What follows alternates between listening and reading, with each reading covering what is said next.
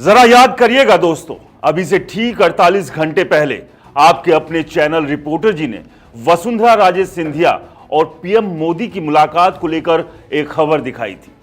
अब वो खबर सच होती दिखाई दे रही है। हमने पहले ही कहा था, वसुंधरा राजे सिंधिया से जो नरेंद्र मोदी की मुलाकात हुई है, यूं ही नहीं हुई है, क्योंकि यह मुलाकात लंबे समय से अटकी हुई थी, क्योंकि यह मुलाकात आम नहीं थी। कभी भी मोदी और शाह वसुंधरा राजे सिंधिया से मुलाकात करना मुनासिब नहीं समझते थे। चलिए थोड़ा पलटकर आपको वो बात भी बता देते हैं।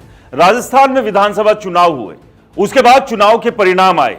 महारानी से नाराजगी इससे पहले से ही थी और इसी के चलते परिणाम आने के बाद राजनाथ सिंह को राजस्थान भेज दिया गया था कि आप जाकर पर्ची थमा दीजिए, हम नहीं मिलेंगे जाकर। खैर वो समय भी मोदी और शाह का अलग था। 303 सांसदों वाला आभा मंडल था। आरएसएस भी उस वक्त बीजेपी के आगे पिद्दी समझा जा रहा था।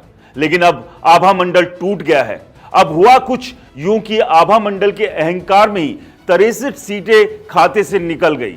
ऐसा कहा जाता है क्योंकि अब 240 ही बीजेपी के खाते में है। और इसके बाद यहां नरेंद्र मोदी साहब समझ गए कि अब आरएसएस के दबाव को झेलना होगा। पहले खबर आई कि राष्ट्रीय अध्यक्ष पद की दौड़ में पहली बीजेपी की महिला अध्यक्ष के तौर पर उनका नाम चल रहा है, उनका मतलब वसुंधरा राजे सिंधिया का। लेकिन मोदी शाह इसे कतई बर्दाश्त नहीं कर पाएंगे, ऐसा सुनने में आया। खासकर 3 से 4 नाम ऐसे हैं जिसके लिए कभी भी हामी नहीं भर पाएंगे। इसलिए ना चाहते हुए भी अपने प्रिय और अपने लाडले भजनलाल शर्मा को किनारे करने के लिए तैयार हो गए। ये मुलाकात यूं ही नहीं, अलग अलग कयास थे, लेकिन इन सब के बीच पुख्ता बात जो है वह आप तक मैंने 48 घंटे पहले ही पहुंचा दी और उसी पुख्ता बात पर फिर बात करने वाला हूं। दरअसल वसुंधरा राजे का युग फिर से राजस्थान में लौटने जा रहा है। नमस्कार, मैं हूं राज के वर्मा और आप देख रहे हैं रिपोर्टर जी की स्पेशल रिपोर्ट, राजस्थान में राजे सरकार। खैर उसी तस्वीर पर चलते हैं। यह मुलाकात सोचिए, आप खुद भी जानते होंगे, जो राजस्थान में मुझे देख रहे हैं वो जानते होंगे कि वसुंधरा राजे सिंधिया को क्यों पसंद नहीं किया जाता और खासतौर पर मोदी और शाह से वसुंधरा राजे सिंधिया के कैसे रिश्ते हैं, वो कितना उन्हें पसंद करते हैं। तमाम चीजें हैं, वजह मैं पहले भी बता चुका हूं, आगे जाकर वीडियो में दोबारा बताऊंगा। लेकिन फिलहाल आपको बता दूं, इस मुलाकात ने काफी कुछ बता दिया है, स्पष्ट कर दिया है, क्योंकि लोकसभा चुनाव के नतीजे आने के फौरन बाद ही लगातार वसुंधरा राजे सिंधिया के गुट के वो लोग जिन्हें भजनलाल शर्मा की सरकार में न केवल शामिल नहीं किया गया बल्कि ऊपर से लगातार उन्हें किनारे लगाया जा रहा था। देखते ही देखते सारी चीजें बदली और अब ये वक्त है कि वसुंधरा राजे से जुड़े हुए जो उनके करीबी लोग हैं, जो वरिष्ठ नेता भी हैं बीजेपी के, लेकिन वो वसुंधरा के करीबी है, इसलिए उन्हें मंत्रालय में शामिल नहीं किया गया। अब उनकी लॉटरी लगने जा रही है। इस मुलाकात के फौरन बाद ही खबर आई है, खबर देखिए दैनिक भास्कर की, वसुंधरा के करीबियों को मिल सकता है मंत्रिमंडल में मौका। कृपलानी रेस में राठौर को नई जिम्मेदारी की तैयारी, राजनीतिक नियुक्तियों में भी फेरबदल संभव। यानी जो कल तक कहा जा रहा था पिछले साल दिसंबर में चुनाव नतीजे आने के बाद की वसुंधरा का युग खत्म हो चुका है, अब वो इस बात की पुष्टि करते नजर आ रहे हैं कि हां, वसुंधरा का युग वापस आने जा रहा है। थोड़ा देर हुई, तकरीब 1 साल बीत गया, 1 साल से ज्यादा ही होने जा रहा है। वैसे तो जनवरी में 1 साल पूरा कंप्लीट होगा जब मंत्रिमंडल की मोहर लगी थी। दिसंबर महीने के आखिर तक, मतलब यह मैं मान रहा हूं कि हो सकता है कि फेरबदल हो जाए। काफी कुछ चीजें हैं, पहले खबर देखिए कि क्या कैसे कैसे किया जाना है। इसी में जो आगे नाम लिखे हुए हैं वो पहले पढ़िए। भजनलाल सरकार में मंत्रिमंडल विस्तार का इंतजार नए साल पर खत्म हो सकता है। खाली पड़े 6 मंत्री पदों को जल्द भरने की तैयारी है। भजनलाल शर्मा को बीजेपी प्रदेश अध्यक्ष मदन लाल के हाल ही में दिल्ली दौरे के बाद से इसकी हलचल तेज हुई है।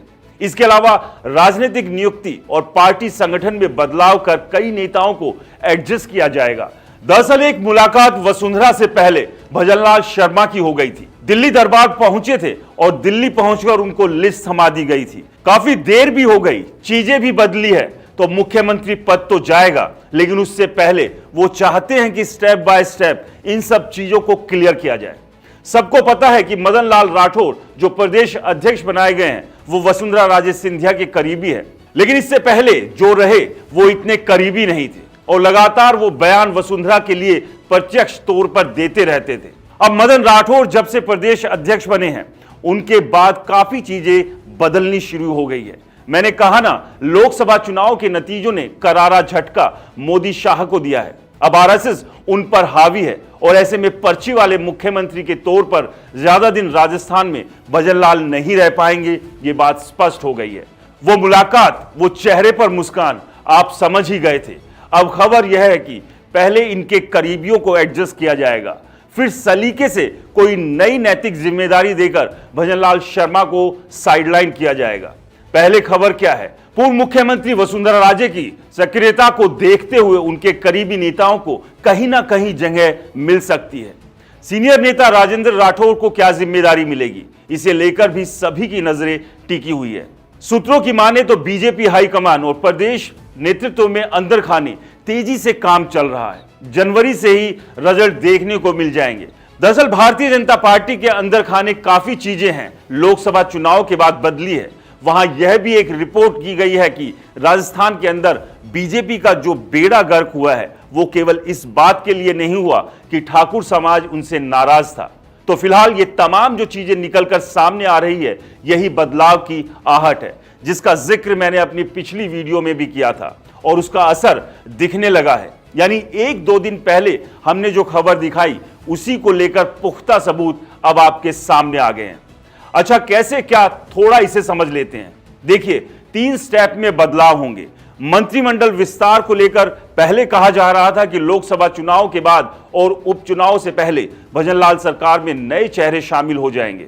उपचुनाव के बाद अब विधानसभा सत्र भी शुरू होने वाला है, फिर भी मंत्रिमंडल विस्तार का इंतजार जारी है। भाजपा सूत्रों के मुताबिक भाजपा संगठन ने मिलकर एक रणनीति तैयार की।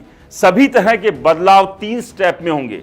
सबसे पहला फेरबदल संगठन में होगा, कई चेहरे बदले जाएंगे और वसुंधरा के करीबियों को एडजस्ट किया जाएगा, जिन्हें अब तक पिछले 1 साल से दरकिनार किया गया था।